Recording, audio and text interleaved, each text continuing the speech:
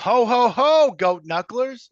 Welcome to a special edition of Goat Knuckle Talk with Flo. I am Flo, and let me introduce you to one of the Santa's elves, Lisa Nolan Hafner. So, Lisa, let's explain why we dress like this today. We are dressed like this today because we have two really incredibly special guests tonight, Clem Webb and Rodney Watson. And they are part of a really amazing organization called Lone Star Santas. And we're going to talk a lot about this during our podcast tonight. But for our viewers out there, when we're done, the guys will share the website and some YouTube videos. And I can just tell you that Michael and I both wept. They were just so touching, and I was so moved. And so I'm really excited about this. Anyway, welcome, gentlemen. I'm so honored that you have agreed to join us this evening. And Well, before thank we get you. started, Rodney, where are you living now? I never could afford to leave Plainview, so I'm still here in Plainview, Texas. Wonderful. So were you born and raised there? I was. And what year did you graduate high school? I got out of high school in 1970. And, 1970. Okay. yeah, Michael and I will not tell you how old we were in well, 1970. I tell everybody I was one of the most popular guys in the class because if it wasn't for people like me, they wouldn't have been able to graduate in the top 75% of the class. That's funny. Clem, were you born and raised in Plainview? I was. And what year did you graduate? 1966. 1966? Yeah, I'm an old coot. Wow. Well, that means that we're old because I was born in 1965. So Well, no, that's when I graduated. I know. Yeah. Oh my goodness. So are you still living in Plainview? No, I live in Beaumont, Texas on the Gulf Coast. Okay. So you're East a little of closer us. to Michael. Michael's close to Houston and I'm in Dallas. Yes. And how long when did you leave Plainview? I left Plainview in 1966. No, I went off to school and never really came back. Okay. It's okay. Yeah. We both did the same thing. We So did the same thing. Yeah, we have a classmate, B. Terrell. He lives in Yeah. Beaumont. He's an attorney there. So Yeah. So well, good. Yeah, Well, he's gentlemen. a classmate of one of my older brothers. Oh, Yeah, he and my brother, Dr. Stuart Webb, there in Plainview, went to Plainview High together. well, B is from class of '83, the one I'm talking about. Well, I'm probably talking about his father. Yeah. Okay, Aubrey Terrell. Yeah. Yeah, and I didn't Okay. realize B was here. Yes, B's there. And I'll have to look him up. yeah, so he's an attorney. He's a injury attorney. Okay. So, but he's there. He's been there for a while. But gentlemen, let's talk about Lone Star Santas. Why is it today so special, Clem, on the September 16th? Why? Well, the state legislature declared today Lone Star Santa's Charities Day, recognizing us for what we do. We're a 501c3 nonprofit, and we do things that benefit children after disasters. And one of the representatives, Lujan, and another one, I just went blank on him, but he's from Klein, got together, and Lujan actually was our keynote speaker at our roundup, our annual event, and got to know us and who we are, what we're trying to do, and became a fan. And the whole purpose of this is to try to increase awareness of who we are so we can increase funding. Oh, wow. Well, but why the 16th, though? It's 100 days before Christmas. That's it. That's 100 days before Christmas. That's pretty Yeah. cool. Yeah. How long has the organization been around? Well, the genesis was in 2008. We became a 501c3 in 2013. Okay. In 2008, there was a massive tornado in Joplin, Missouri. And a group of about 7 or 8 Santas and their families in the Cypress area our founder, Jim Fletcher, was one of them, heard about it and saw the news, and the devastation was just complete. And so they butted heads and gathered up a bunch of toys and their cookers and RVs, and a whole convoy of them drove to Joplin, Missouri to see what they could do. And when they came back, they said, we got to find some way to perpetuate this. And because it's, it's like anybody that gives, the giver gets more out of it than the receiver. So Absolutely. Without a doubt. Yeah. So is the founder still with us? Yes. He's our dear friend. He lives in Cypress, Texas, which is about 2 hours from where I am. So we have quarterly eating meetings. And so we get to see them with some frequency, and we'll have toy sorting days and those kinds of things. So we get to see each other fairly frequently. He's a really good guy. Yeah, He's 83, I think now. Oh, Wow. wow. So I'm assuming by now this organization is a well-oiled machine. Well, yes and no. In some ways, it's like herding cats. Well, it means we know what we're doing, and we try to do it well. But we're a diverse group of ego-driven people. So sometimes it's like herding cats. Okay. But yes, in terms of getting stuff done for the kids, we are a well-oiled machine. I was trying to make light of it. Yeah. Well, that's good. Rodney, Yes. when did you join Lone Star Santas, and why? And also, were you a Santa prior to hearing about Lone Star Santas? So that's like a 3 question. So when did you start? Well, this is my 29th year to play Santa. Oh, wow. And it just kind of grew. I was kind of appointed to that position when I was working at a bank. And about halfway through that time, I guess Clem had heard about me or read about me on the men's bathroom wall or something. And so when he would come to Plainview to visit family, he would come. At that time, I was the director of the museum here in Plainview. And so he would come by and leave me brochures and cards. And I would look at it and I thought, man, that looks like it's a pretty neat deal. But I misread all of it. I didn't really understand what they were trying to do. And so my thinking at that time was that I don't need anything else to do. I've got more Santa gigs than I can take care of now. But then I began to meet more of the group out of Amarella. And then I began to figure out that this was a much bigger thing than what I was thinking.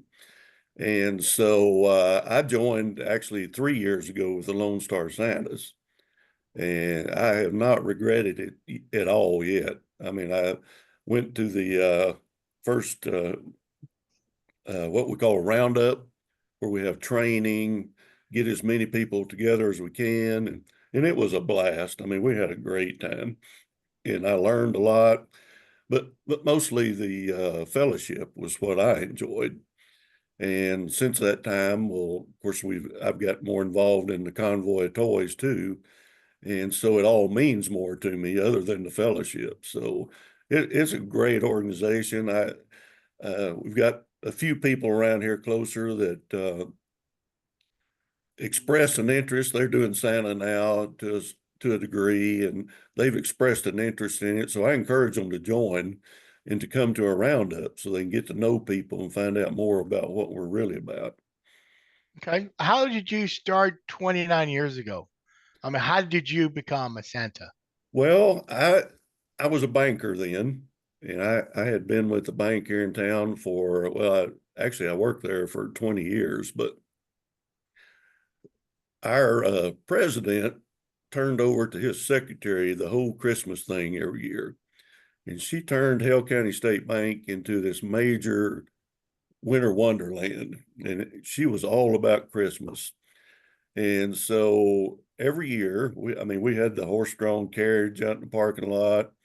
And she had found this Santa, and I hate it that I can't remember his name anymore. But to me, he was the perfect Santa. And he lived in Amarella, retired veteran.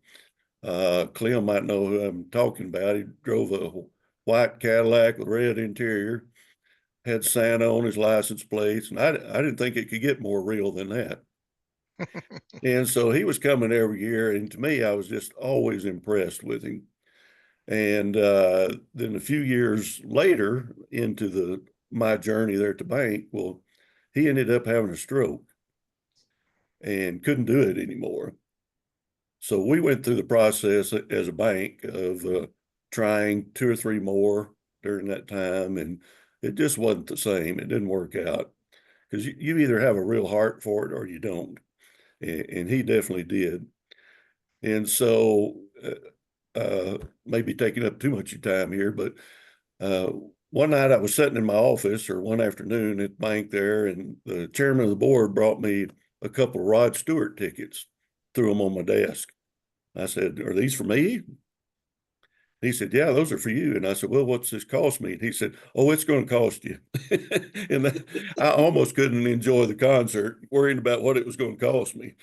So, I went and had a great time. And then about 3 weeks later, when he walked into my office and told me that I was the new Santa, and I thought he was kidding, because I had never in this world envisioned myself in that role. And so I put it off as long as I could. And then finally, his wife came by one day and asked me if I had gone and rented my suits yet.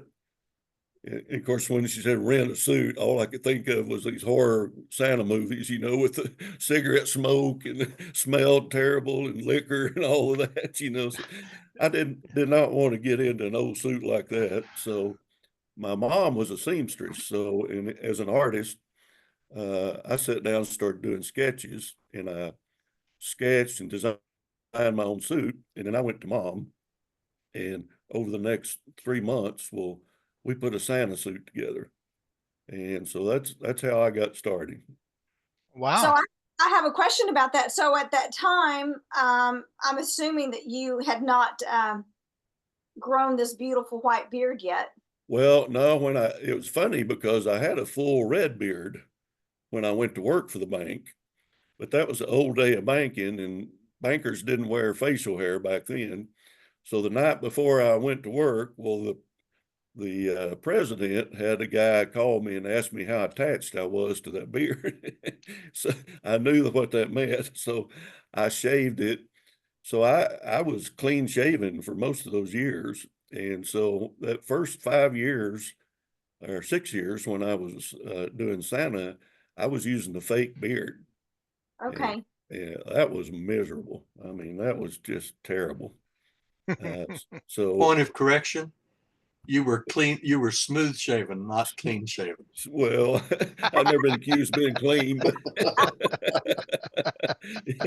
so yeah, it's been quite a journey, but I honestly have to tell you, it's probably the most rewarding thing I've ever done. So Here, I here, think Good. you here, enjoyed here. it right off the bat if you kept doing it. Oh yeah, I mean, I went in that day with that same attitude, like, oh, this is not me. I don't really belong here. And I tell you, the first little girl, she was about 6 years old, got up in my lap, and she looked up into my eyes with those beautiful eyes and that smile. And I knew she saw something way more in me than what was really there. And Wow. it broke my heart at that point, and I was never the same after that. Oh, that's good. I don't think it broke your heart. I think it melted your Your heart. Well, heart, it yeah. did that for Yeah. sure. It So, melted your heart. Yeah. Well, wow. I think a little magic happened that first time. Well, Yes.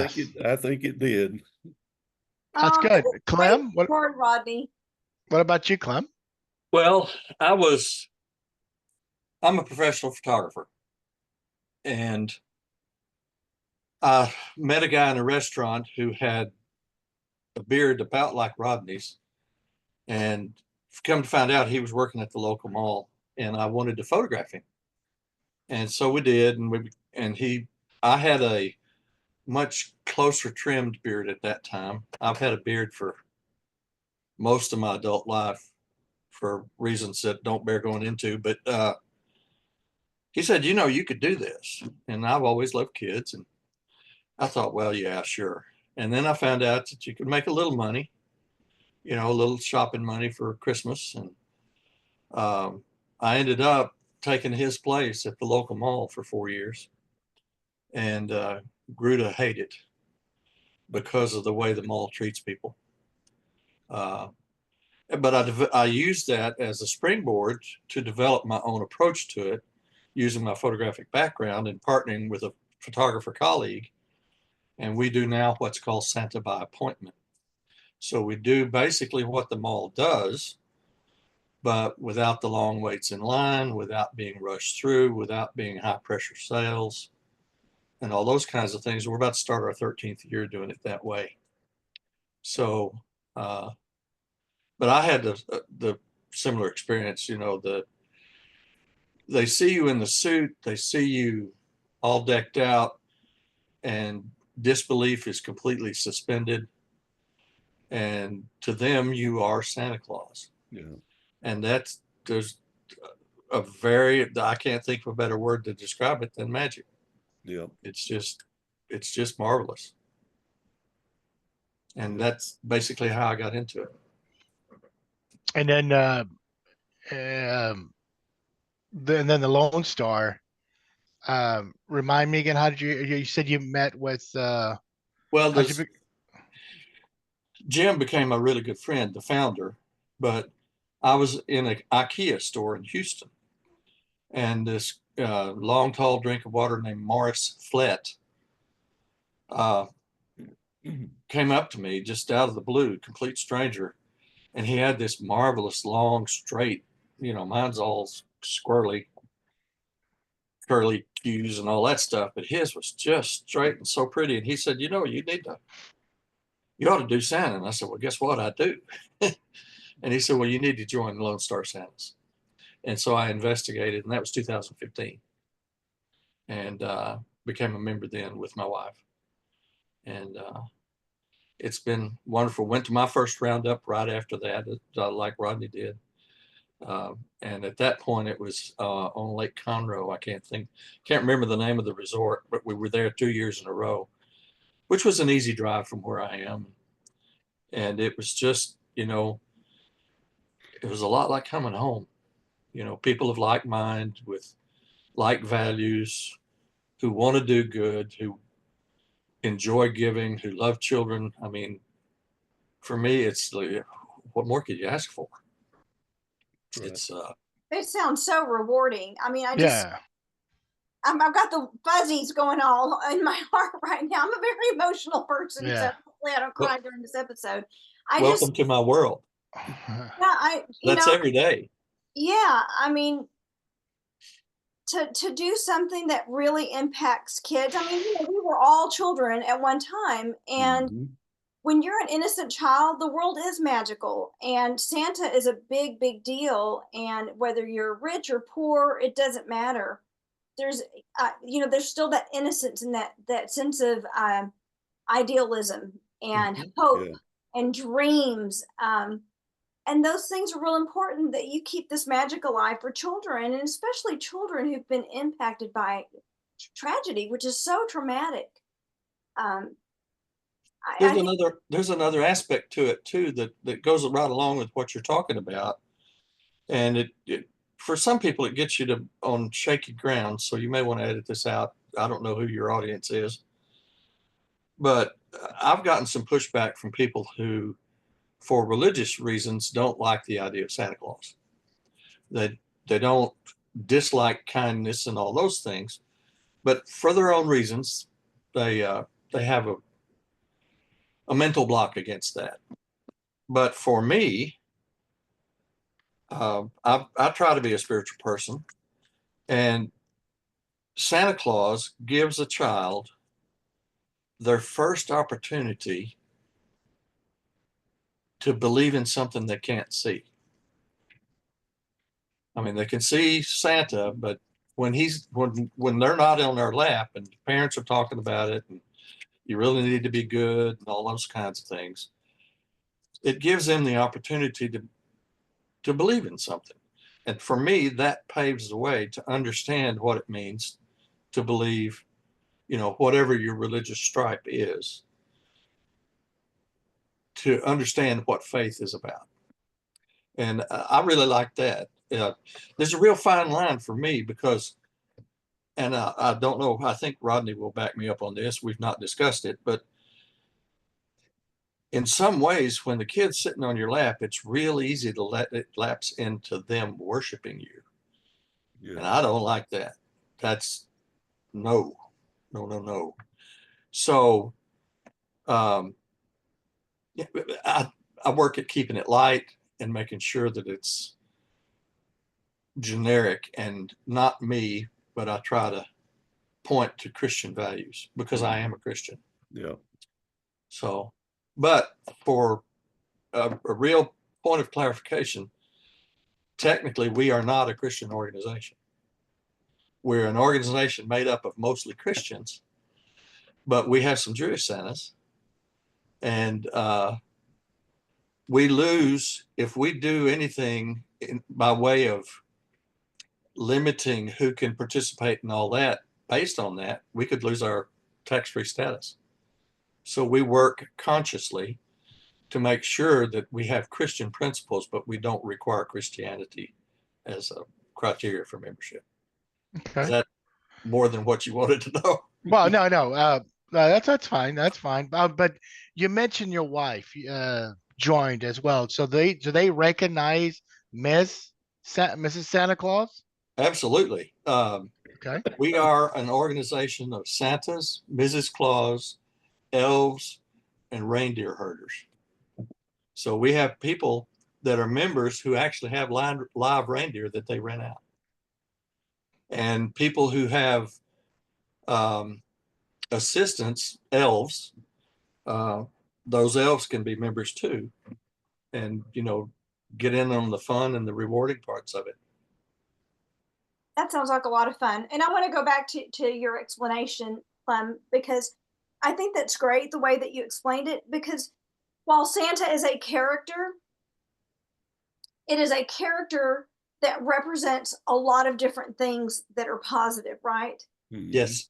Hope, goodness, just a lot of really positive things that you Ethics. want to a child to emulate. And so I think that's really great. I mean, that your approach to it and the way that you explained it. I'm putting myself in the child's seat right now as I'm thinking, like reflecting back, like what did Santa mean to me? Yeah. And I think that's really great. I would like to interject one other thing. A lot of us have wooden nickels or plastic gold coins that, Santa caught me being good and that kind of thing. And I have a device that has my picture on it on one side, but on the other side, there's a line for the child's name, and it makes them my official helper. And it describes good behavior and calls for it. So I will give it to the child, or I will give it to a parent for the child, and it encourages good behavior and then gives them leverage because they know Santa. Oh, that's wonderful. Yeah, that's cool. It's That's a- really cool. Yeah, you're encouraging good values, good Yes. morals, good Exactly. behavior, That's why I all brought it these up. positive things. Right. Yeah. Okay. Well, in the video, which was a on what is it? Texas Country Country Reporter. Country Reporter. It mentioned then there were 400 members. I'm pretty sure it's a lot more now. Now it's up to 600. Over 630. And that's Santa's, Mrs. Claus's, and everyone. Okay. Right. And you guys are still the largest Santa affiliated organization in the world. No, No, not we're anymore. the largest regional Regional. Santa organization. And There are others. Do you have an iBurbs patch on that vest, Rodney? What? Do you have an iBurbs patch on that vest? Yeah. Well, there's an international organization called IBRBS, International Brotherhood of Real Bearded Santas. They're extraordinarily large, but they're national and international. We are strictly Texas. You either Okay. have to live in or work in Texas to be a member. Okay. And there are bigger organizations, and annually there's a big gathering. I think they call it I don't know if they call it a family reunion or a homecoming or what, in Branson, Missouri, where there's like 800-900 Santas there. And that doesn't include the Mrs. Clauses. That's just Santas. And the Mrs. Clauses are there, but I'm talking numbers like Old Testament times where they just list them in. You just made me think of the hotel where we were staying, the first roundup I went to.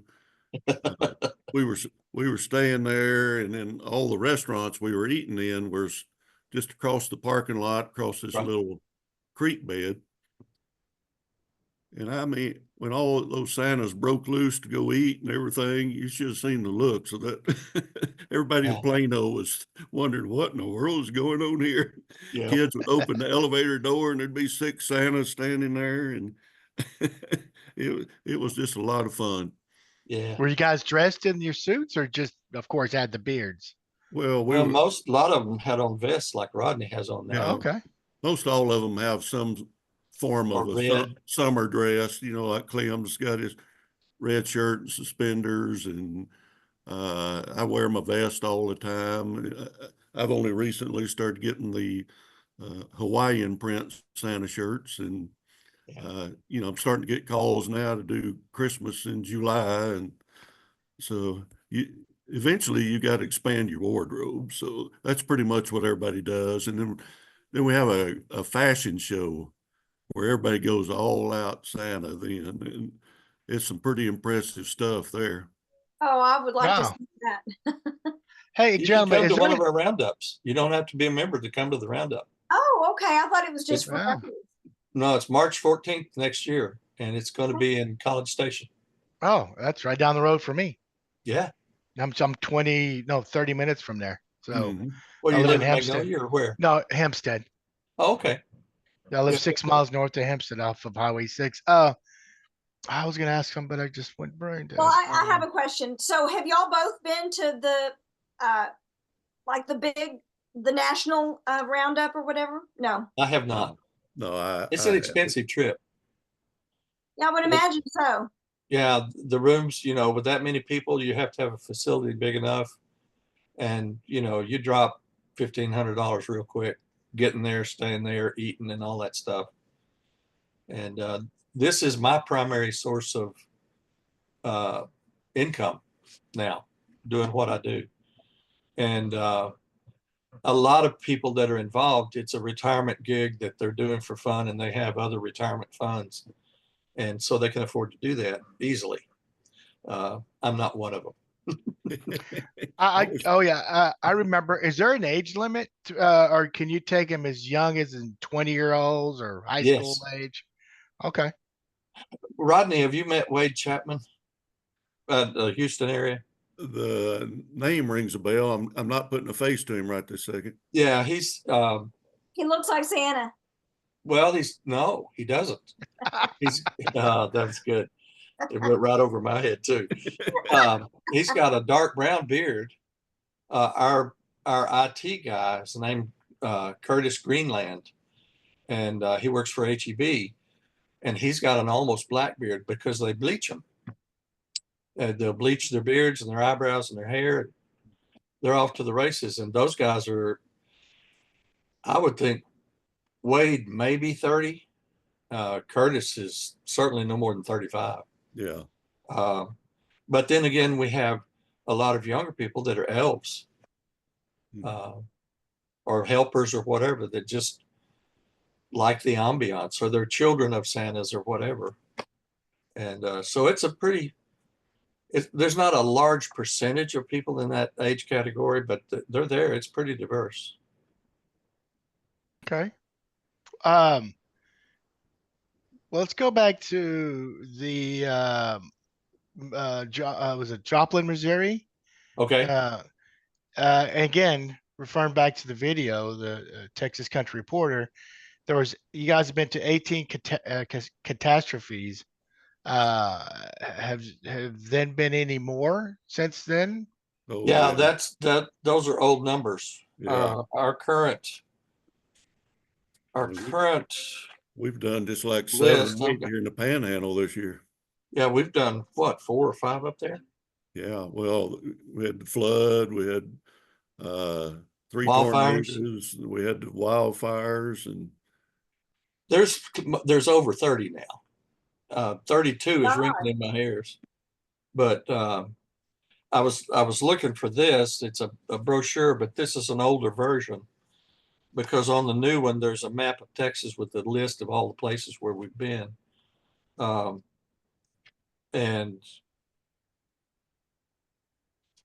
the new brochure, the old brochure that the new one replaced was like 4 years ago.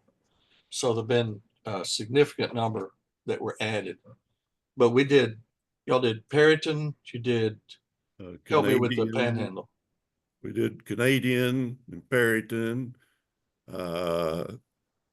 We did the Fritch, I think, Right. and Matador. Yep. Matador was the first one, wasn't it? Yeah, well, Hereford was the first one I went to, Yeah. and that was a flood. Yeah. So I mean, every one of them's completely different, and every one of them is completely rewarding. Yeah. They're all the Have same you- and all different because everybody's suffering. Have you Well- shown to a disaster and seen a child that just moved you to tears, or a situation that really just You made you you don't have to go to a disaster to see that. If you get a Yeah. chance to talk to them, yeah. Yeah. I mean, that's the thing about kids. They will have you laughing or they'll have you bawling. And that could happen at any minute, anywhere. Because if you've got time to talk to them and listen to their stories, and I, I've got a couple that I could tell you that would have me crying again. But Well, tell us. well, one of them that always comes to mind was the very first one that made that kind of impact on me years ago.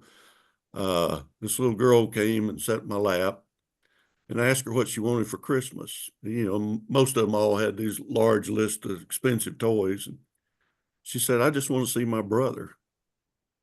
And I Oh, thought, oh man. I said, well, what's the deal? And she said, well, my daddy took my brother and left us and left me here with my grandmother. And so I talked to her a little bit, trying to get all the details I could, but I said, well, you know, I can't bring you your brother for Christmas, but what I can do is pray for you. And ever since that, I mean, that's just first part of the story, but ever since then, every time I think of her over the last 20 years, I take a minute and pray for her because she's probably a young mother now. And so, but anyway, the next year, she came in, she was still in that little community with her grandmother, and I happened to recognize her. And so she came up there and sat in my lap, and I didn't ask her what she wanted. I just asked her, did you ever get to talk to your brother? And her eyes glazed over because I remembered. Oh, And so we sat there and we talked a little bit. She said, yes. Said, my daddy finally let my brother have a phone and he called me. hmm. And I sat there, and of course, I got tears rolling down my cheek. And, she does too. And so anyway, we just built a bond there that I'll never forget. And like I say, I still continue to pray for her to this day, and I have no idea where she's at now. What's the age difference? If do you remember between the Uh, brother and the sister? oh, it couldn't have been over 3 or 4 years. Okay. Uh, and then another one, going back to a lot of what Clem was talking about, and you know, most of us are spiritual people. You know, that's not what we're broadcasting, but I made a habit years ago to start every year with a prayer. And I asked that God would use me somehow to touch a young life. And so about 3 years ago, I was at a big bank in Lubbock. And this little boy came in, and he sat in my lap for his mom to take pictures. And she I asked him what he wanted for Christmas, and he said, "Oh, I don't want anything. I've got everything." He said, "But I brought this dinosaur for you to give to some little boy that wants it or needs it." And I'm sitting there, I mean, I tear up because, well, I'm a crybaby to begin with, but, you know, I'm thinking, man, this family has raised this kid right, you know? And so, you know, I thanked him. We got our pictures, and he went on, and I set that dinosaur right under my chair there at the bank.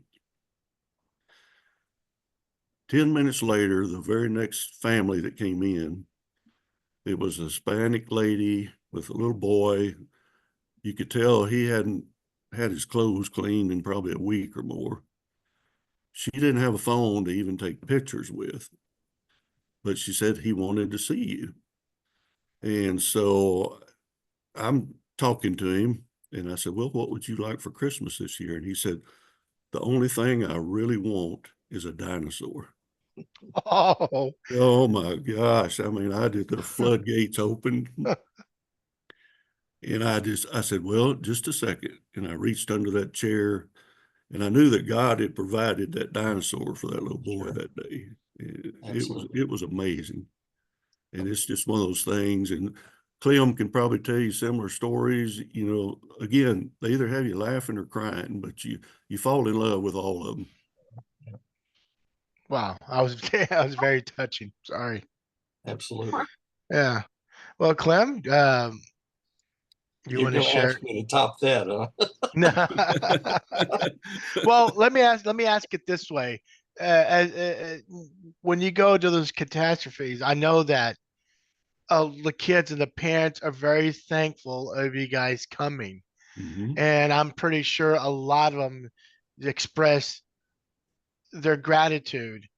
Can you share any stories, any of the parents that just really, really touched? I know they all did, but is there like a handful or one or two that just stands out that, There are. yeah, There are. In please Perryton, share. I was able to go to Hereford and to Perryton. It's a hike from here to either one of those places, but I still have family in Plainview, so that made it easy. In Perryton, uh, well, first off, the people from the local community in Amarillo and areas around there, one of the organizers was a guy from a bank, I think. And anyway, they come in and help as volunteers just logistically, greet them at the door, make sure they know where to park, whatever. And they're always blown away by what we get to do. But there, it was, what is it, 2 hours from Perryton to Amarillo, Yeah, give or take? probably. Yeah. So Perryton's And north of Amarillo. Yes. oh, yeah, Okay, it's okay, right on the Oklahoma line within maybe okay. 6 miles. Uh, and typically for the older kids, we give out gift cards to Walmart or Target because they don't want a stuffed animal or a Barbie, whatever, and they want electronics. So we give them, sometimes 20, sometimes 25, sometimes multiples of that dollars, so they can go get something to replace what they lost.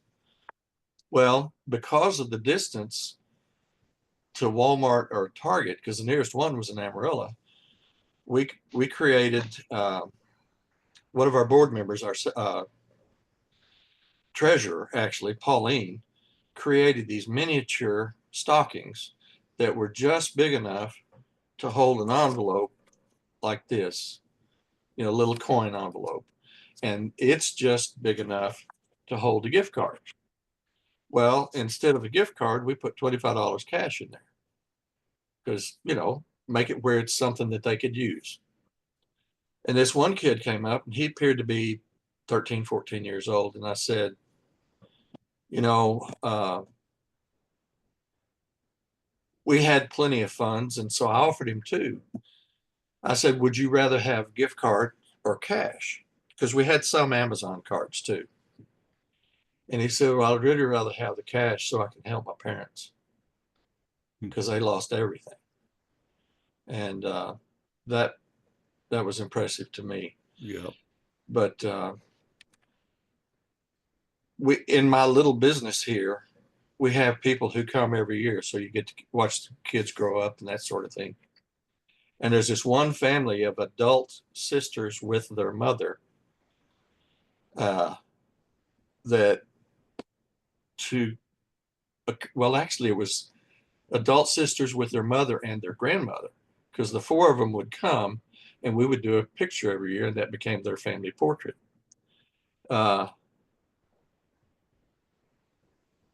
Then grandma wasn't with them, and they held up, her photograph in the picture. Oh. That kind of stuff goes on all the time. But the gratitude is effusive, at the very least, at these convoys. We did one in Carbon, which is outside of Eastland, and they were just hammered. And we had a whole bunch of that because it was hot as blazes, and there were people who had just let their insurance lapse, where their house was a tornado and it just wiped it out. It's just like God raked it off the table, and they were just overwhelmed. And that's common. That's a very popular reaction to everywhere we go, to one degree or another. We're talking about the ones that are really extreme, but everybody has feelings like that. Because, you don't think about it. FEMA and the Red Cross, and with the children, it's like, oh, wow, they thought about me. They know mom and dad are hammered because they're all stressed out because everything's messed up or wet or ruined or whatever. And then this is about them, and it makes a difference. Makes a big difference. Yeah, I don't know if y'all are aware of kind of the process when they get there. Everything is laid out on tables and try to divide it by ages, so that as a family comes in, and one Santa walks with one family when they walk through and make all their selections. Usually that starts out with they get to pick a pillowcase of their choice. I mean, we got hundreds of them there that's been made for us, and each kid gets to pick their own pillowcase. Well, then we start the circle, and we take them, and they get usually a special made Lone Star Santa teddy bear with a T-shirt on it and the logo. So they get that in there, and then we take them over to the toys of their age group, and they get to go through, and we, depending on how the donations have been for us, everybody gets 2 to 3 toys, and sometimes they'll get a half dozen, depending on what they pick up. And so, we do that. They get to walk around, and then there's usually a table with maybe just games on it, and they get to add a game. And then we have little things like you'd find in a grab bag, and the kids get to go by and try to finish stuff in their pillowcase with just whatever they can get a hold of out of this grab bag. So, and then we take them outside, and like in Perryton, for instance, we had 250 bicycles out there that had been donated. Oh, wow. Every kid got to pick a bicycle then. So, I mean, we were out there helping parents, and they were having trouble getting everything in their little cars, some of them. So it was just amazing to watch, and the smiles on their faces. And but every kid really feels like they've gotten something when they leave there. It's not a like a sandwich bag with a couple of toys in it. This is a full-size pillowcase that's Come down here with me. Oh, hi, Sue. Hey, how are you, Rodney? Good. Hello, Good. Mrs. Claus.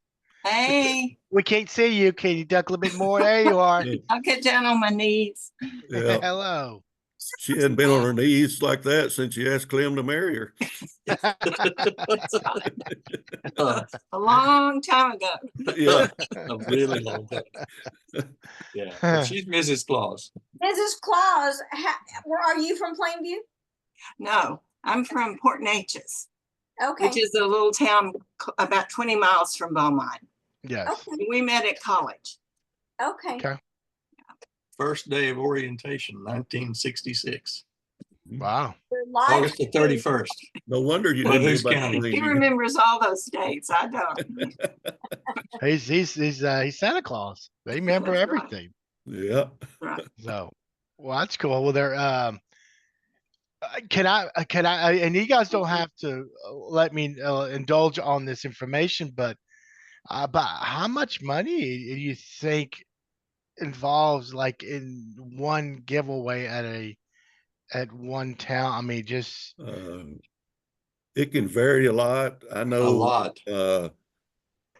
all of us everywhere are going around all the time picking up donations. Just for instance, when we started the getting ready to go to Perryton, I started going around to the service clubs and giving programs. Well, I think I had I don't remember exactly, but it was somewhere up and around $6,000 or more that just the local service clubs gave us. And then I had 4 businesses locally that put out collection buckets for us. And when I got ready to go that day, I barely got all those toys in the back of my SUV and I almost didn't have room to get my suitcase in there. I mean, that's just the way it was. When people understand what you're doing, they give. And, well, I won't say anything negative about the deals on TV where you don't really know where your money's going. These people know because they know us and they know we're going to take that money and do with it what's supposed to be done. There's a real important point that you just said that we don't hit on very often. Nobody in the organization is paid, period. it's a nonprofit organization, of course. Well, but some nonprofit organizations have salaried employees. Right. Okay. The board of directors, nobody. The only funds any of us receive are reimbursements for stuff like mileage or if we go and buy toys. And other than that, we're not paid anything. We pay our own expenses. We pay for our own hotel rooms. You know, for instance, when I went to Perryton, we had to stay in a hotel there. We stayed some with my brother in Plainview, but had to stay on the way up there. It's a 700-mile drive. But that's, we know going in that that's part of the deal. That's our contribution to what we're trying to do. And it gives you skin in the game from my point of view. Yeah. And it makes the guys that we were working with all the more impressive. We lost her.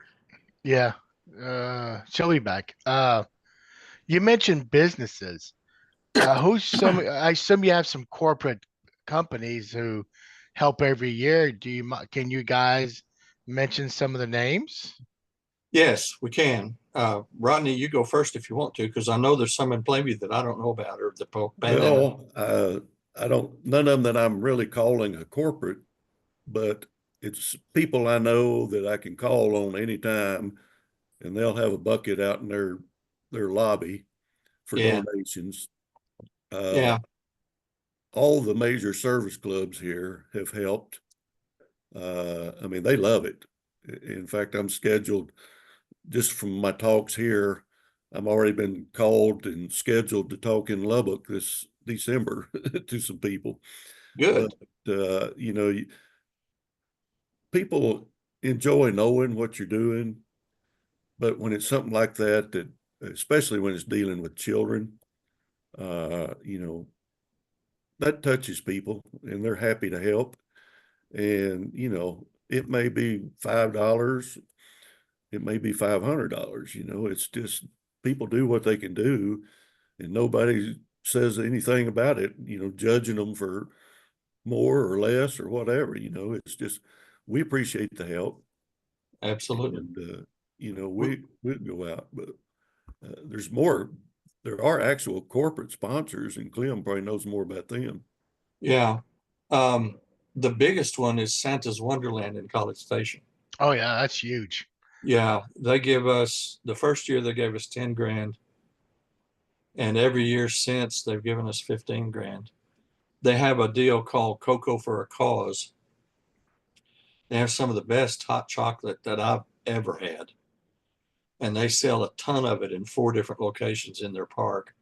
If you don't know what it is, it's a Santa-based, I know Flo probably knows, but it's a Santa-based theme park. And their goal is to be as big as Disney.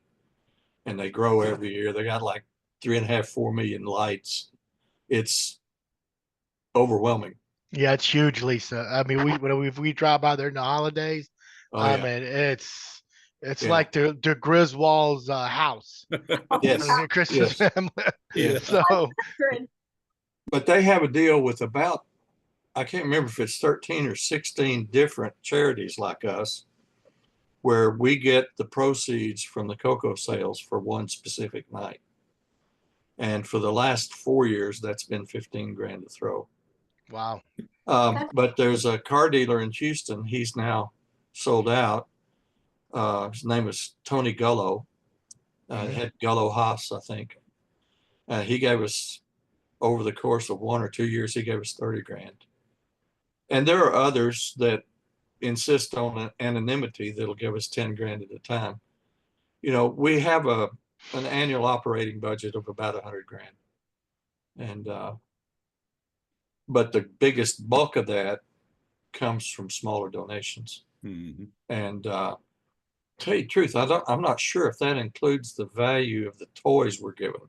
We buy a lot of toys with the cash that people give us.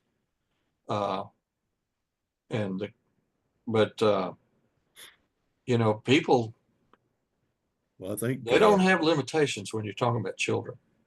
Yeah. Texas Roadhouse occasionally does a night where part of their proceeds goes to Lone Star Santas. And Bubba's 13 or Bubba's something. Today is Bubba's. I'm just 33 or whatever. We don't have one here in town, but they got them in Amarillo and Lubbock. And I know San Antonio, all day long today, they've given a percentage of their sales to Lone Star Santas. Correct.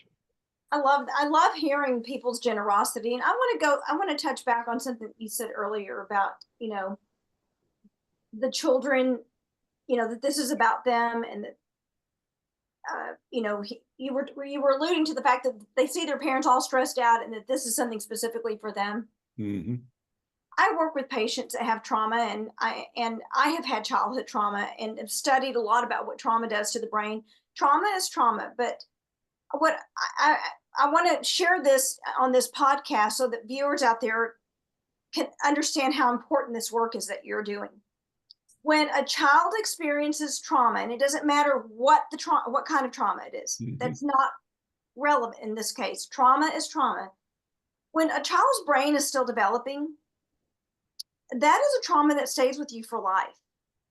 And so while, yes, the event is traumatic to parents, they have a fully developed prefrontal cortex and brain.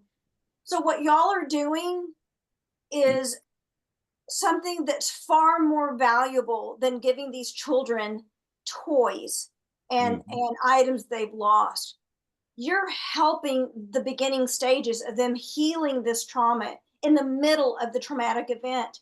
And that supersedes anything else. And this is what you're doing is priceless. It's priceless. Oh and yeah, absolutely.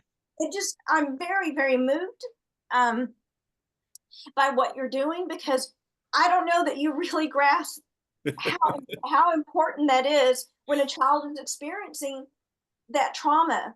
The hope that you give them, the sense of, everybody knows Santa, so there's a level of security and safety and a knowingness that you're providing those children when you show up to one of those disasters. It's really vital, vital work. It's more important than if a group of therapists showed up to try to talk to these children, because they don't have the words, And so, oh gosh, if I'm giving you both just a big virtual hug. It's so important. Anyway, You're hired. Yeah, yeah. Well put. That's very well put, Lisa. No kidding. And So all accurate. yeah, when you guys go to a city that's had some kind of catastrophe, how do you guys, or how does the local um, city market or let everyone know that you guys are coming? Is it radio, paper? I mean, I mean, Well, one of the things that I've learned, and I was kind of confused about that when I first started helping, we work with somebody locally to begin with. I mean, we just don't go broadcast, and everybody that's, didn't get what they wanted last Christmas comes and tries to get it right now. We work with people who pinpoint the people that were affected by the disaster. And so those people have an actual invitation that they bring with them.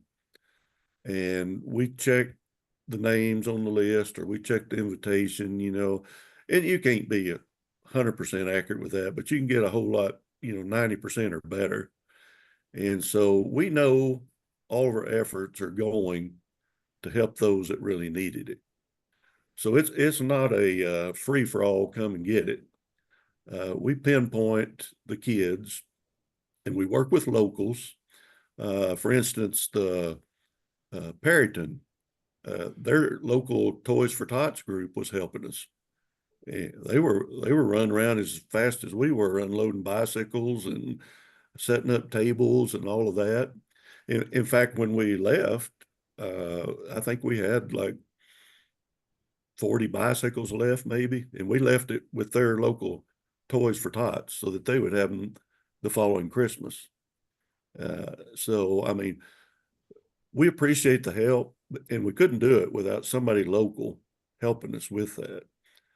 We don't, I think Clem and them can probably tell you stories that I've heard about when they just tried to go to Louisiana that first year. We weren't welcomed from what I understand. oh wow. Well, you mean, You had to yeah, know somebody to Missouri. get in there. Yeah, it was Missouri.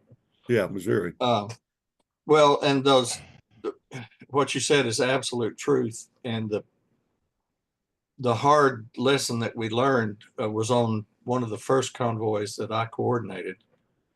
And it was a broadcast kind of thing.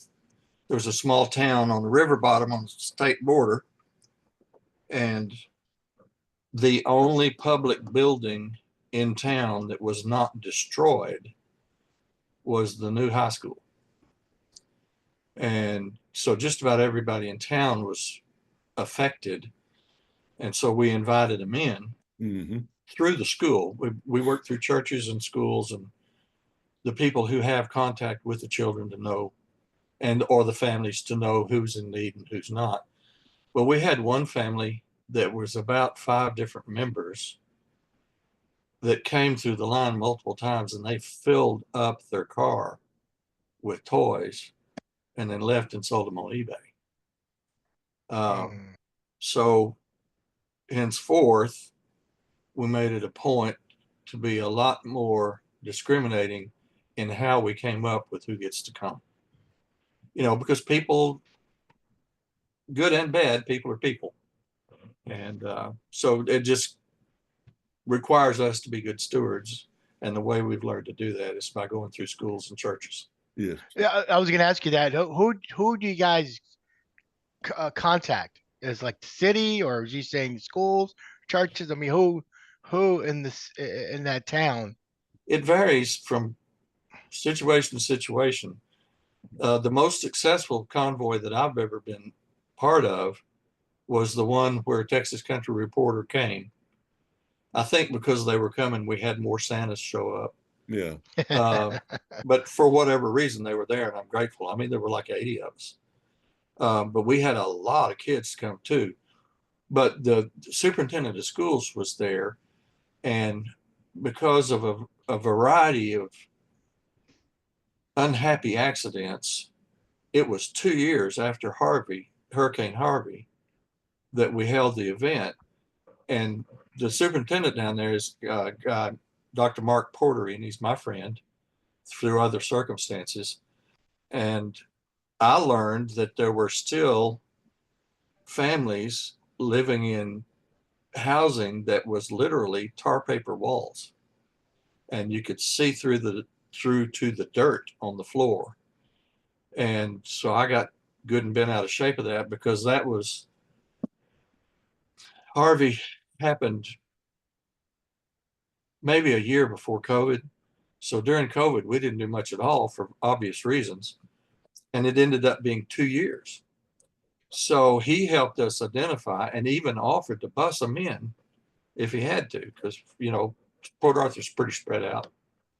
And, but another situation, so the school was our source of information there.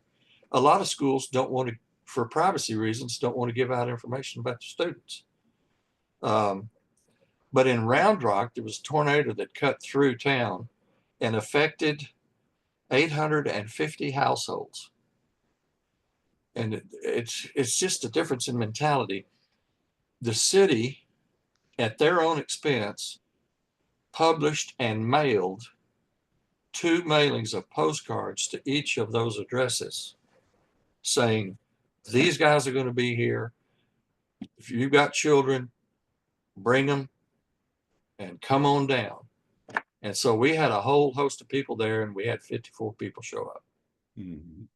So yeah, it was really discouraging. But the most encouraging part of it was that the city was all in. And the first guy that we met with there was a lieutenant in the police department, or a captain, I'm not sure. He was way up in the ranks. And he had dug up videos on Google and YouTube that I didn't even know existed. He vetted us to the hilt. And but anyway, that was a real positive experience too. But it varies from community to community. If you've got a school administrator that says, you just fly by night, you want our kids' information, do you? And then it's not no, but no way. And others are, man, we are so grateful, come on down. Yeah. So it just depends on the personnel, and sometimes churches are real big part of this. I was impressed in Hereford, you know, with the flood area down there, because it was the barrio. Right. Very few of them spoke English.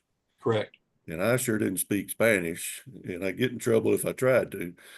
But the priest at the church there that dealt with most of them, he kind of took charge of that and worked it. And then we had a young Hispanic lady that grew up in Hereford, and she was something with the Literacy Council. Yeah, she came to Harrison too. Yeah, she ended up bringing tons of books to give to these kids, as well as Oh, what we had cool. brought. Yeah, that's And another thing that we haven't mentioned that we give away is books. she served as a translator the whole day for us. I mean, Yeah. she was a miracle. I thought. True godsend. Yeah. Cool. So just to be very clear, so a catastrophe happens. Do y'all contact somebody in the city, or do they contact you? How does We go to them? you go to them? We start You contacting contact somebody the in the city and say, this is who we are, this is our organization, this is what we Yeah. provide, and this is when we can be there. Yeah. Well, actually, the when we can be there is more up to them than it is us. Yeah. Because, you know, we don't want to come in and say, look, this is what we do, this is what you're going to do. It's more of a how can we help?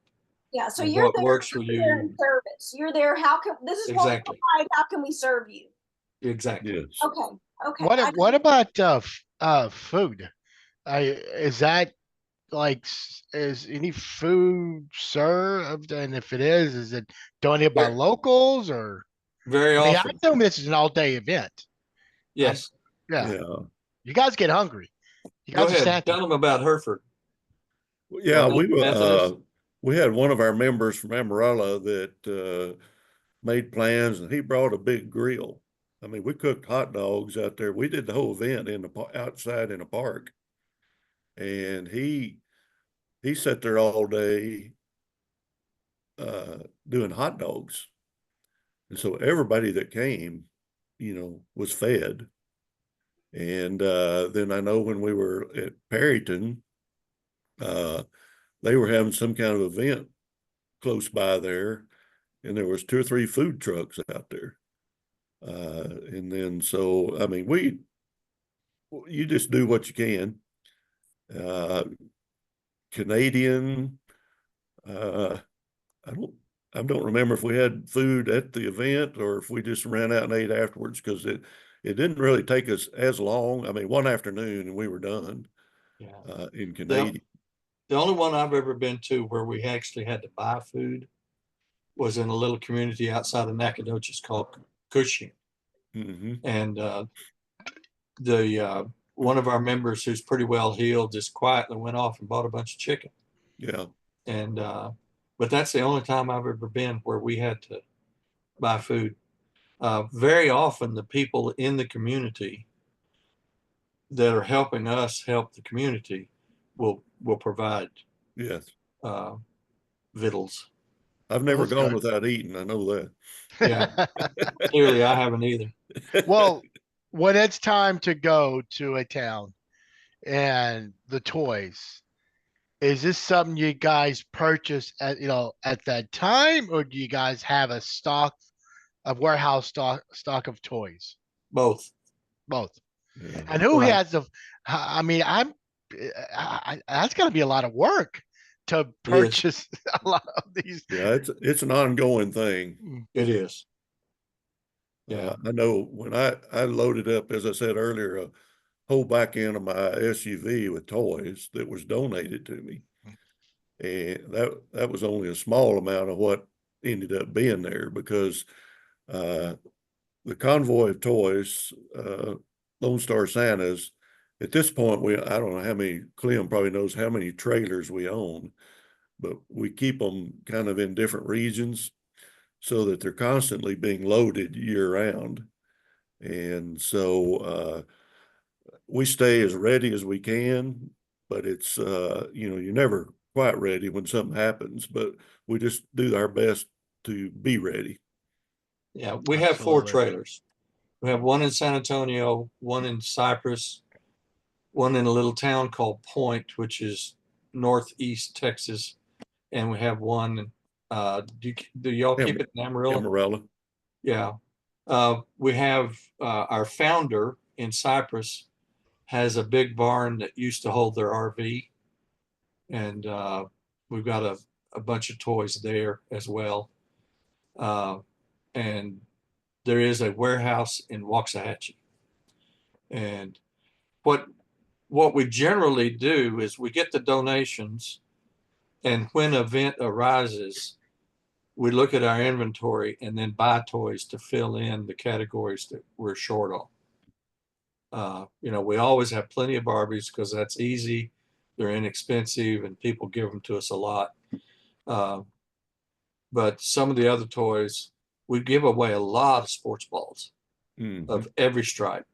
And we've got one particular lady in the Houston area that has come up with a pretty efficient way. We're starting to keep better track of our inventory using spreadsheets and that sort of thing. So we're getting to be a lot more like the well-oiled thing that you talked about. That was not always the case, and but we're incrementally getting there. What about celebrities? Have any celebrities shown up to these things? Pro celebrities or local or state? Well, Santa Claus always shows up. Well, of course, but I mean,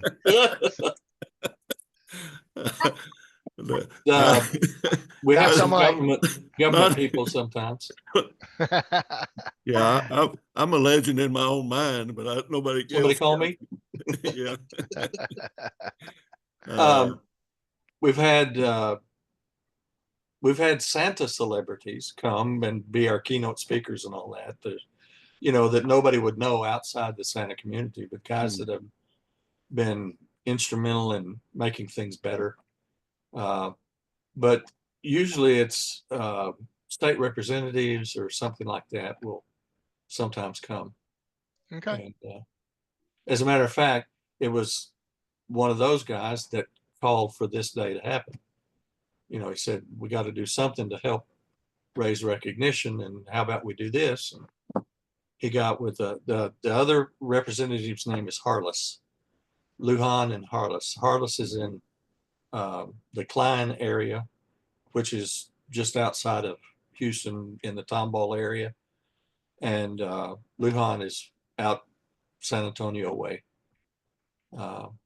And he was our keynote speaker. And with one of our newer Santas, a guy named Greg Blanchard, came up with the idea of the 100 Days Before Christmas and Lone Star Santa's Day and all that, and pulled that together. And it's been really good. I did 2 television interviews today. Our president did one day before yesterday, or maybe Friday. And one of our guys did one WFAA, I think, in Dallas, and you know, smaller markets all over. So it's coming to fruition to do what we hoped it would do, and that is to make people more aware of who we are and what we're trying to do. I was just going to ask you that. How are you guys recruiting? Because there's got to be thousands of Santas in Texas. I'm just, how are you guys getting the word about your organization and get other Santas or Mrs. Well, of course, Mrs. Clauses to join? Well, I told the story earlier. Clem kept inviting me for years before I actually joined. But and I've got there's another guy here in Plainview that's real active, but he moved to Lubbock, so he's not really he is, but he's not a Plainview Santa anymore. Who is that? Huh? Who is that? Steve Mason. Oh, okay. And yeah, I used to teach him in Sunday school, and I think it only took him 8 years of therapy to get him over that. But it was another guy that graduated a year after I did. He's getting started, but you know, I don't recommend a bunch of them till I get an idea or some feedback on their personalities and how they're dealing with. We do have a younger guy here, but he's kind of I don't know how totally dedicated he is to just the Santa yet. So you know, I'm still getting feedback on him, but I do recommend him when I can't do it, because I mean, I don't know about you, but I can probably only take about 60 to 80% of the bookings that people call me. I mean, there's just not enough openings, and there's so few Santas. Yeah, I can't do that many because I operate a storefront. Yeah. So the only ones I can do are on like Friday nights, Saturday nights, Sunday afternoon, something like that. But basically, it's like Morris Flett did with me. If you see somebody that looks like a good Santa, you go talk to them. And there's some that you know immediately that just aren't cut out of the right cloth. Mm-hmm. But most of them do that because they like kids. Yeah. And that's hard to. Yeah, you can tell pretty quick which ones do it for the love of the kids and which one are doing it for the money. Yep. You don't want a bad Santa. It makes me think of that movie. Yeah. Billy Bob Thornton. You don't want a bad Santa. That's why Vetting them, you know, you can. Yeah, that's why I had my own suit made instead of renting one. Billy Bob Thornton. Is he from Texas, by the way? I'm going to Yes. Google. Oklahoma. Yeah, Oklahoma. Close. Oh, is it? Yeah. Anyway. Well, hey, if there's any other questions about Santa, do you want to get into high school, Lisa? Or do you have any other? No, I think we've covered all of the Santa questions and your organization, and we're hoping that by you coming onto our program tonight, that we can also continue to increase awareness. And when we post this on our Facebook page and our YouTube page, we will definitely put a link to the organization's website and encourage people to donate or get involved in however they feel called to do so. So let's talk about high school. We're going to say something. Well, I just wanted to put in my throat. I wanted to put in a shameless self-promotion.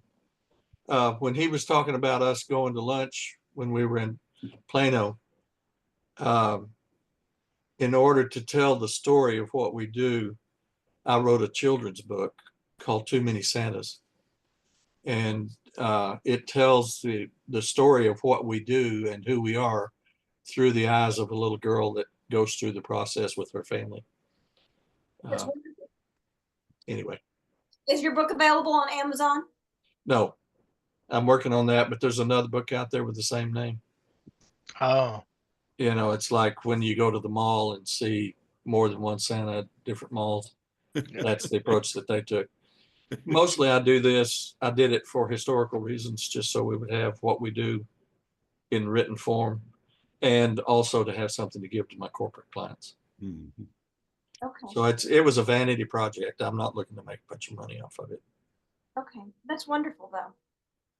I mean, people need to hear about the story of this organization and why y'all do it. And I think it's real important. Super. Yeah. Well, a lot of our members do the same thing that I do with my book. Yeah. So Yeah. okay.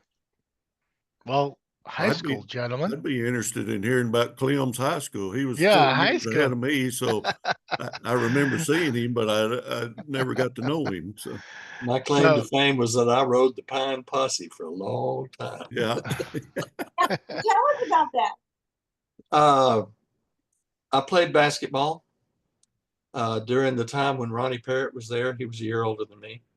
He How went on tall to- were you? Feel me asking. How tall are you? At that time, I was 6'5". Oh, wow.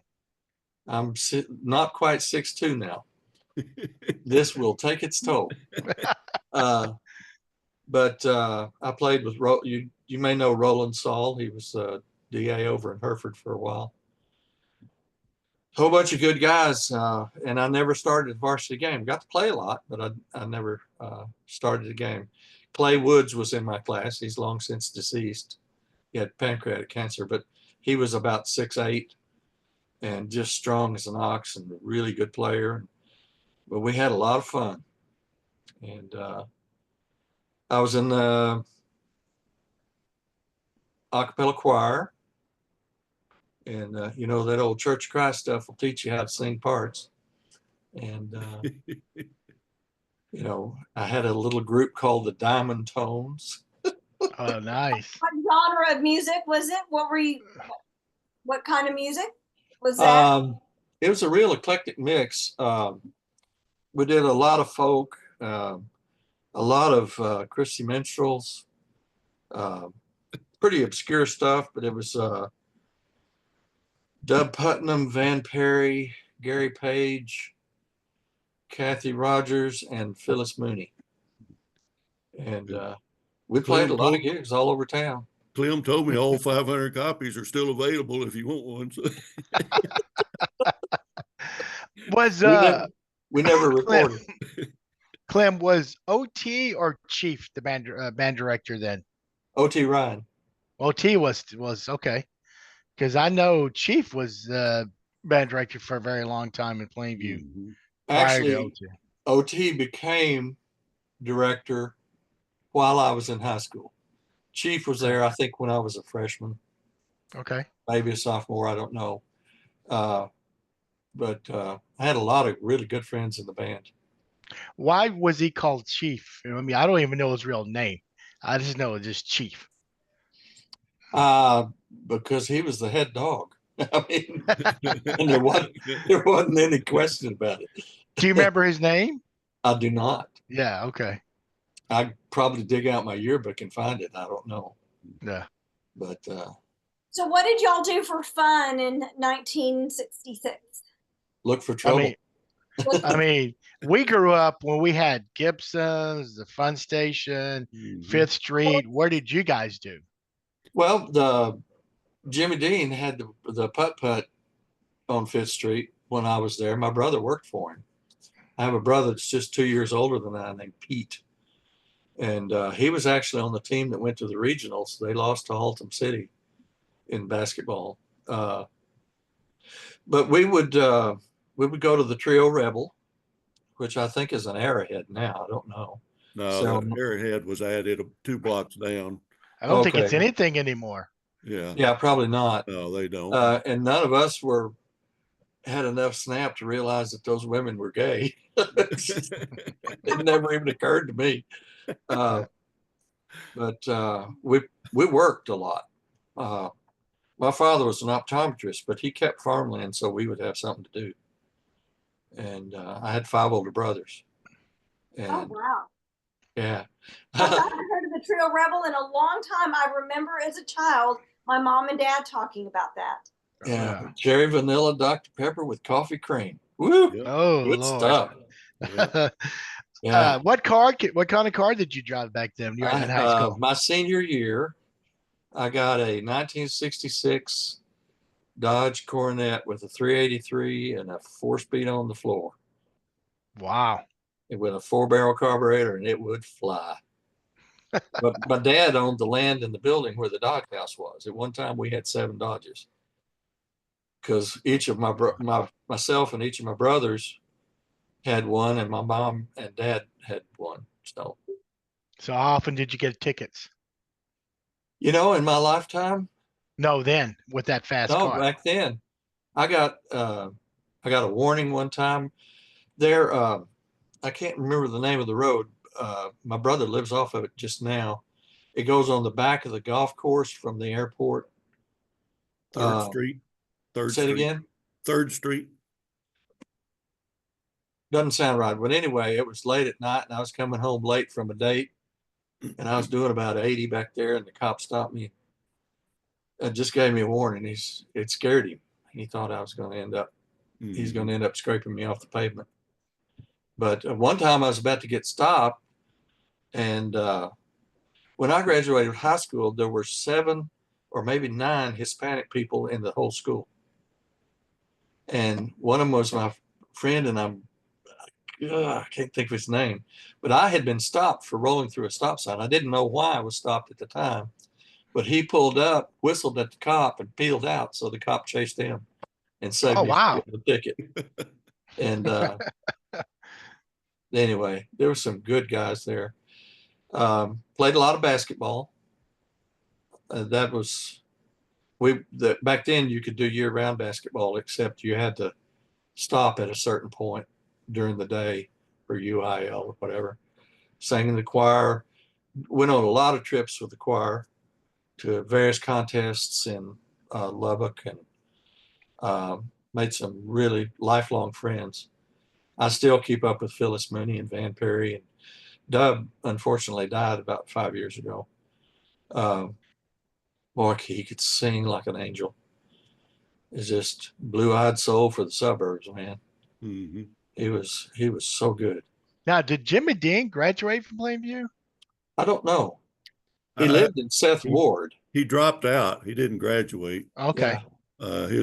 His Well, mother. he knows a lot about Jimmy Dean. Dang. Yeah. I built the museum. So Right.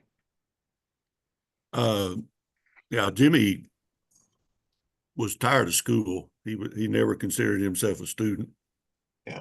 So his at 17 or whatever I think at 17 was the minimum age, he joined the Merchant Marines. And then he did the required 1 year there. And then when he came back home and went back to work in the field, he decided that wasn't for him either. So he went back and joined the Air Force. And so that's when his whole music career opened up, when he was off on an Air Force base and met some other musicians. He was a rebel. Yeah. Yes, When he did was. when did he open up because he had a slaughtering plant there? Yeah. When did he open that? If you guys remember. That was after I left, and I left in '66. It was either late 70s, early 80s. Okay. One of my early jobs was raising hogs and selling to him. That's where I first met him.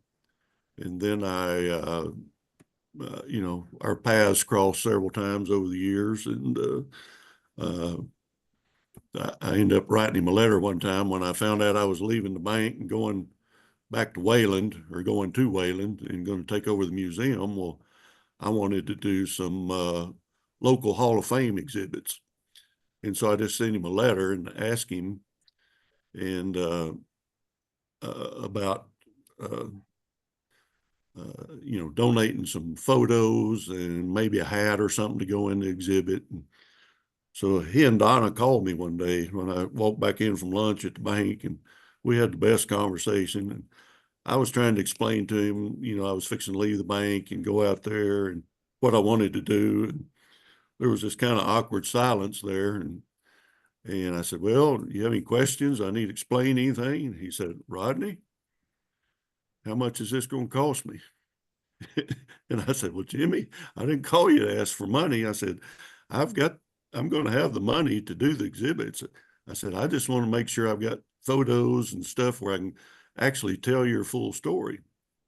And he sat there a second and he said, you can edit this out if you need to. He said, Rodney, you're the first son of a bitch from Plainview, Texas that ever called me and didn't ask for money.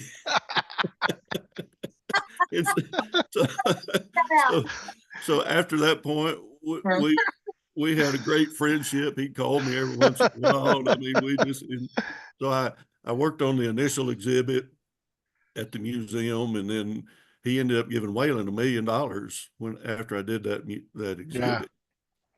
And well, then he died, but we'd all kind of built that relationship with him. And so Donna ended up giving another $5 million to Waylon to do a museum edition and tell his whole story. And so I was lucky enough to be there at that time, and got to know, of course, I got to know Jimmy, but I got to know Donna better over working through that project. And I mean, she's an amazing person, and it was a privilege. Well, cool. We were there last year for our 40th high school reunion. Uh-huh. I wish I had known all this, so I would have gone. Yeah. Knuckle and I went in on Thursday. So, Yeah. Rodney, tell us about your high school experience. Well, what were you involved in? Where did you hang out? I was the typical anemic runt. I think I was 5'10" and 97 pounds. And, I had two older brothers. They were both athletes, and I wasn't. Although I tried a couple of years, I finally said that that's not going to work. So I ended up going with metal trades for a couple of years in high schools, which was half-day classes. I took art classes, but then the teacher that came my sophomore year, she was fresh out of college, and she was only into modern art. And I drove her crazy with my detail work. And so we went round and round all the time. So I finally, after that year, I quit art in high school even and gave it up for a lot of years. But, I was just typical hometown boy. I drove a 56 Ford Coupe that I would love to have back right now. Oh, man. And we lived out the edge of town, had horses. And of course, after the three of us boys started. Uh-oh. Ouch.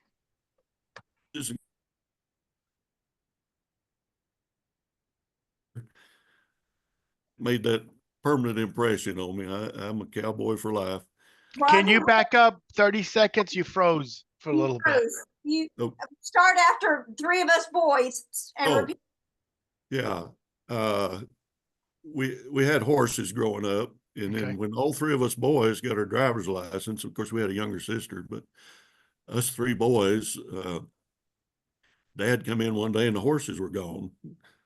And I said, well, where'd the horses go? And he said, I can't afford to feed three boys, three horses, and keep three cars full of gas. So something had to go. He was pretty sure the horses would have been the easiest to give up. So that's what we did. But I was probably just a kind of a plain student back then. I had a lot of fun.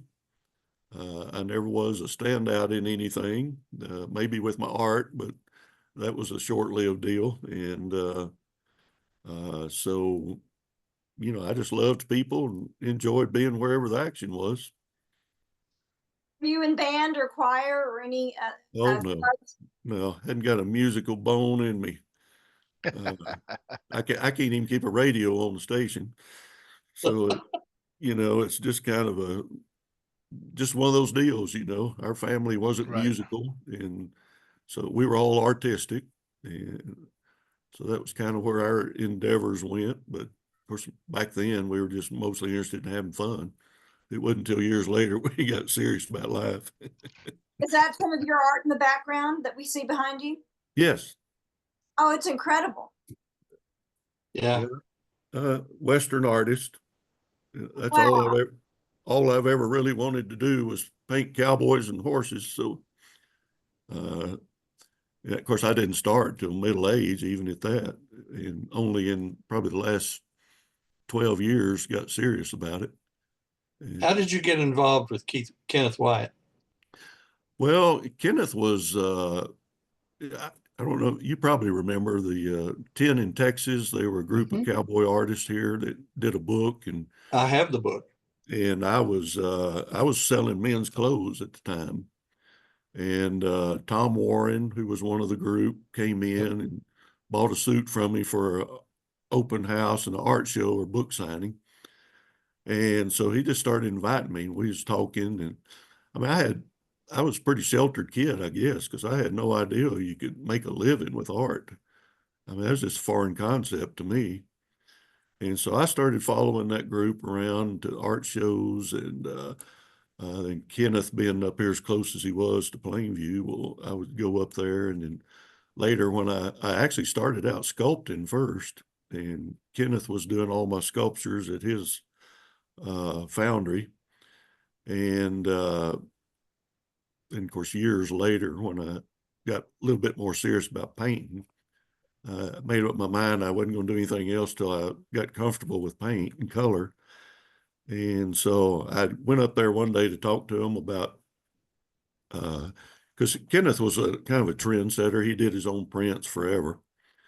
And I went up there one day to show a couple of prints and kind of get suggestions and ideas on how to go about the next step with prints. And we talked for a while, and then he finally looked at me and he said, "Are you ready to do prints?" And I said, "Yeah, I am." He said, "Well, why don't you let me do them?" And so they've been doing them ever since. And after he died, well, the kids invited me to be part of their art gallery. And so that's what I'm doing now. Yeah. It's been I didn't mean to take over here, but where did you sell clothes? Do what? Where did you sell clothes? You remember Ken's Yeah. Man Shop? Yeah. He Yeah. hired Because me. I worked for Cochrane's. Yeah. He hired me from Hired Discount Center. And I came over there, and he and I finished sanding and staining wood and putting racks together. And so I stayed with him for about 7 years. Yeah. Cool. that was a great store. Yes, it was. A lot of fun. Well, gentlemen, let's go back to your organization.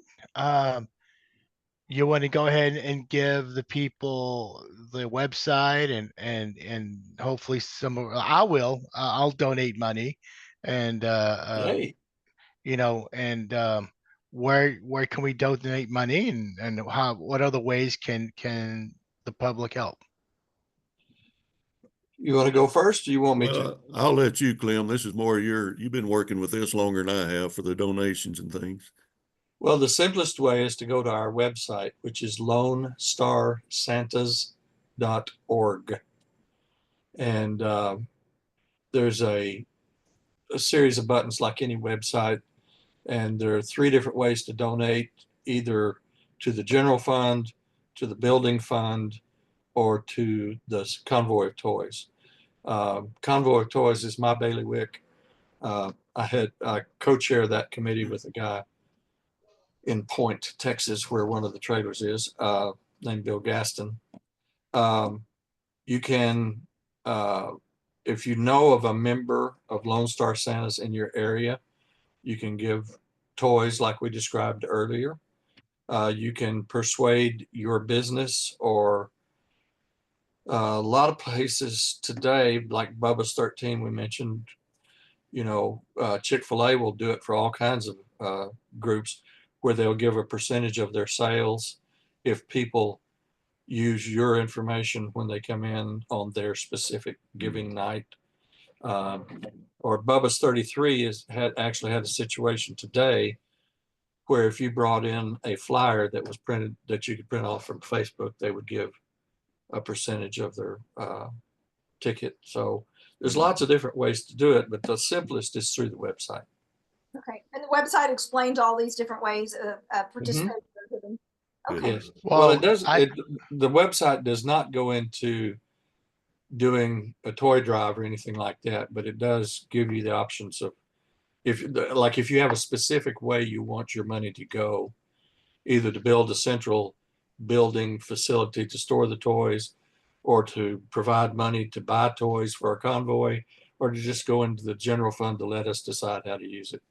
You have those options. well, it's probably not much, but I'll go ahead and tell you guys I'll donate $100 to the convoy toys. Well, Yay. thank you. I will do that, and this is Thank you. definitely, I mean, an organization that needs to continue because Thank you so much. like what It's- Lisa mentioned earlier. I mean, it's very touching. So, and we definitely want to help the kids I will make that's the gone donation. through. Well, we That's appreciate y'all. Yeah, We it's a appreciate y'all giving us some time. No Yes. kidding. This is fun. Yeah. I mean, you guys are from Plainview. So, and I want to thank Rodney for the suggestion. So absolutely. This is what guys. Again, this is well, we ask you guys for parting words, Yeah. and then Lisa will give hers. So we'll start with you, Rodney, your parting words. Well, again, I want to thank you for the opportunity to come on here. I've been able to catch a few of your shows, and they're always fun. I like the nice, relaxed atmosphere and everything with it, but it's informative too. So, again, thank you all for that opportunity. As far as me, I'll tell you again that putting on the red suit every year is absolutely the most rewarding thing I've ever done in my life. And,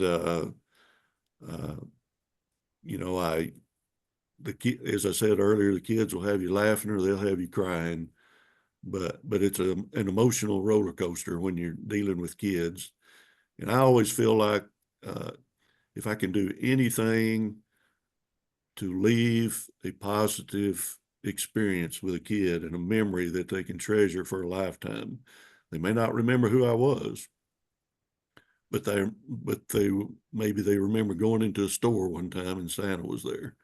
And that's part of the memories that we all have, I've got 2 or 3 memories with Santas. And I just hope to be a part of that for some other kid and some other family. Well, before we get to Clem's, but I do have one question.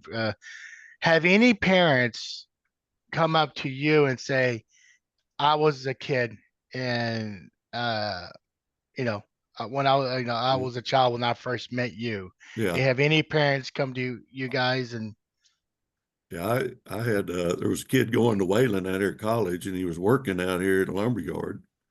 And I walked in there one day and he was looking at me and he said, and he named his small community out here west of Plainview, and it's about 30 miles over. And he said, "Did you used to come over and do Santa?" And I mean, here he is in college, and he said, "I've got pictures of you when I was a kid sitting in your lap." Oh, nice. So, What about you, and then Clem? I'm I sorry, go. Rodney, go ahead. One of the most fun things, I'll just mention it real quickly, is that after church every Sunday, we go out and eat. And there is not a Sunday that goes by that I don't have 2 to 6 kids in my lap, even in my Sunday clothes. They want to come by and talk to Santa. And most of them are telling me they've already got their list ready. It's just when you're in town, and I'm sure Clem's been in his town long enough now that people recognize him out, whether he's dressed or not. And they come share. And to me, that's one of the blessings. That's the reason I turned down a couple of mall jobs, because I don't want to leave these kids. I want to watch them grow up and them be my buddies from now on. So that's the reason I stay here. Oh, I love that. What about you, Clem? yeah, I've had the same situation. because I had that little hiatus between the time I had to quit at the mall because of my diabetes. The stress was really bad for me. The hiatus between that and when I started Santa by appointment, I have people at church who had a picture of me on their mantle from the mall days and hadn't seen me in a while. And I remember being there when you could see the recognition come over her face that I was the Santa on her mantle, and she was an adult. Um, and there's kids at church that we developed an adult relationship to know each other as not little child to adult, but semi-adult to adult, and then they went back and found the picture of Santa, them with Santa, and it was me, and those kinds of things that happened. But for me, the way I do it, I get to see these kids every year, like Rodney talks about, and you get to see them grow. I've got this one little girl that is horribly, horribly juvenile diabetic, so much so that she has a service dog that is trained to smell when she goes off the rails and keeps her from crashing. And I got to watch her grow up, and she's this beautiful little thing with black hair and blue eyes. And she was 4 or 5 years old when she first started coming to see me. And she's from up the country, and she just ruins it for me every time she opens her mouth. And, hey, Santa, I ain't seen you in a long time. Here's this beautiful, elegant little girl. But anyway, there's all kinds of stuff like that. And the family with 3 generations, and there's some really big families that use this as an event. Christmas is when their whole family gets together, and because of the way we do it, they will come and take a picture with Santa, and then I get out of it and we do a picture of just the family. And that's, I've become part of people's traditions, I guess is what I'm trying to say. That's nice. And That's I really awesome. like that. And the book is providing that too, because the illustrations in it are made from photographs that I have done of our Santas doing convoys of toys. And then I hired an illustrator who took them and wove into the story. So it's just a rich ride. Yes. There's no other way to explain it for me. I would, because I'm Santa all the time, period, bar none, full stop. And it keeps me on my toes. Mhm. That old story when you're growing up, just pretend that Jesus is with you wherever you were going to go, and it'll help you to stay on the straight and narrow. Mm. Well, if I mess up, I ruin Christmas for somebody. Yeah. You want to talk about an incentive? Anyway. Well, you are probably the most recognizable Santa at 6'5", so. Well, but I'm only 6'2" now, so. Okay. Yeah. Well, let's hear your parting words, Clem. Well, I'm really grateful for this, to be able to talk about this. It's part of my job with Lone Star Santas, but I just love talking about it because there's nothing really negative to say. We have the best job in the world. People are, except for the few screamers that you have, people are always glad to see you. They invariably smile when they see you. I just can't think of a better way to spend my time. It's loosely translated in Ecclesiastes says the key to long life and happiness is enjoying the labor of your hands. That's real loose paraphrase. But I love what I do. And even when it's hard and you're tired, we do 30 days straight with no days off. We start the week of Thanksgiving and go to the 23rd with our little business, and it's all day, every 10 minutes. And so it's grueling physically, but it's the most fun I've had. And I wouldn't trade it for anything. Well, thank you. Thank you. And then before Lisa gives her parting words, I want to thank you guys. I mean, we're just a small this is our small passion show that Lisa was mentioned. It is, and I keep telling her we have front row seats to the best stories, and this has been the most touching. And thank you, gentlemen. And we hope you would continue encourage other Santas to join the organizations and help out. And again, guys, I'm gonna donate $100, and I want to challenge all the high PHS to donate money to this great cause. And please post it when I publish this show tomorrow. Post on there that you have. So again, you guys help them out, and let's have a really very successful fundraiser for them. Miss Thank you. Lisa. I cannot thank you enough for coming on this program. I was moved by what I saw on the video, and even more so by speaking to you two gentlemen. And my heart is very full tonight. It's hard to speak because it's really has made me very emotional about what you do, and I'm so grateful to you. I'm just so grateful from my heart for what you're doing. It's very clear that this is your passion project, and that you're helping other people, but it's very clear that you were also the recipient of goodness Very and much.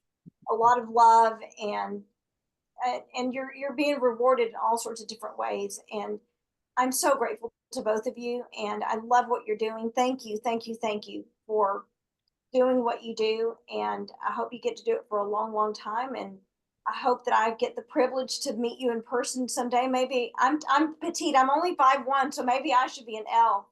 I Well, would love that. you can earn your ears. Yeah, yeah. Well, this is September 16th. It's Lone Star Santa Day. Happy early Merry Christmas, everyone. 100 days from Christmas. So thank you, gentlemen, again. Before And we end, I want each of you to give me your best ho ho ho, and we'll end hey, yeah, yes. So, Clem, you go first.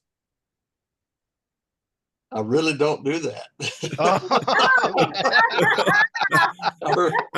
I use my own laugh, and I'm going to do it, but I be honest with you, I sound more like the Jolly Green Giant. So, ho ho ho! Beautiful, beautiful, gentlemen. You guys are very beautiful, and we wish you the best. Well, thank y'all. Thank you so much. I'm going to hang on after you stop recording because I have a question. Okay. Well, that's fine, Lisa. Let's go ahead and just stop. Well, next week, guys, tomorrow night, we're going to have the Fun Bunch from Plainview, a group of couples, singles who would like to go and do a little dancing on Thursday night. So we have them scheduled for tomorrow night. So stay tuned. Lisa? Yeah. Stay tuned for tomorrow. Another fun show. Thank you so much. All right. Good night, guys. Bye-bye.